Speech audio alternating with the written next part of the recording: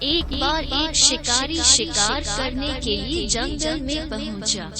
उसने अपने तीर पर बहुत ही खतरनाक जहर लगाया और शिकार को निशाना बना करके उसने तीर को छोड़ा, लेकिन उसका तीर चूक गया और तीर एक पेड़ पर जा लगा।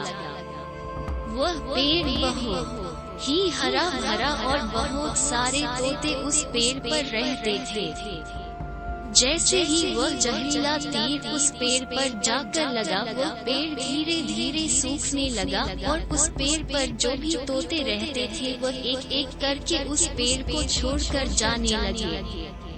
उस बड़े से पेड़ के कोटे में एक बहुत ही बूढ़ा तोता रहता था जो बहुत ही धर्मात्मा और अच्छे मन का था। सभी तोते उस पेड़ को छोड़कर जाने लगे थे, लेकिन वह बूढ़ा तोता जाता था, दाना लेकर के आता और उसी कोटे में आकर के बैठ जाता था, परंतु उस पेड़ को छोड़ने को तैयार नहीं था। बूढ़े तोते के साथियों ने कई बार आकर के उसे समझाया कि यह पेड़ सूख रहा है और किसी दिन गिर भी जाएगा, चलो किसी और पेड़ पर चल कर रहा जाए, परंतु वह बूढ़ा तोता वहाँ से जाने को तैयार नहीं हो रहा था। अब ये बात देवराज इंद्र तक पहुँची। उन्हें बताया गया कि एक तोता है, वह जिस पेड़ पर रहता है उस पेड़ पर एक जहरीला तीर लगने के कारण सूखने, गिरने और खत्म होने के कगार पर आ पहुंचा है और एक बूढ़ा तोता अभी भी वहीं पर रह रहा है। वह दाना लेकर आता है और वहीं पर रहता है, जबकि उस जंगल में बहुत सारे पेड़ हैं, लेकिन वह उसी पेड़ पर रह रहा है। देवराज इंद्र प्रकट हुए और उस बूढ़े तोते से कहने लगे कि आप बहुत धर्मात्मा हैं, बहुत ही अच्छे मन के हैं, लेकिन आप इस पेड़ को छोड़कर किसी और पेड़ पर चले जाइए, क्योंकि ये पेड़ कुछ ही दिनों में गिर जाएगा। तालाब के पास में बहुत से बड़े बड़े हरे भरे पेड़ हैं, बड़े बड़े कोटर हैं, उन पेड़ों पर फल भी लगे हुए हैं, उन्हें वहीं पर तोड़कर खा सकते हैं, परंतु यहाँ से आप चले जाएं।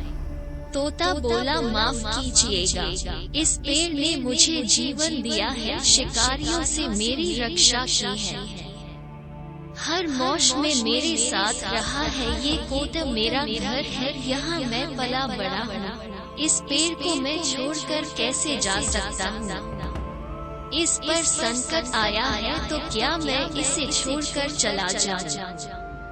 मैं ऐसा कभी नहीं कर सकता।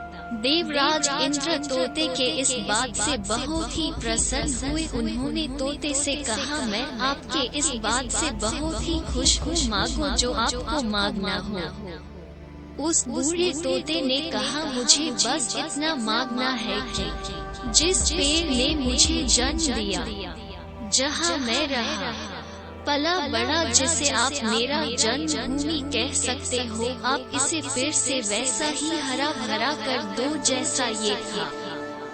देवराज इंद्र ने अमृत से उस पेड़ को सींच दिया और पहले की तरह हरा भरा कर दिया। अब वापस से उस पेड़ पर आकर के बाकी तोते रहने लगे। वह बूढ़ा तोता कुछ समय तक और जिंदा रहा, फिर उसकी मृत्यु हो गई और वह स्वर्ग में चला गया।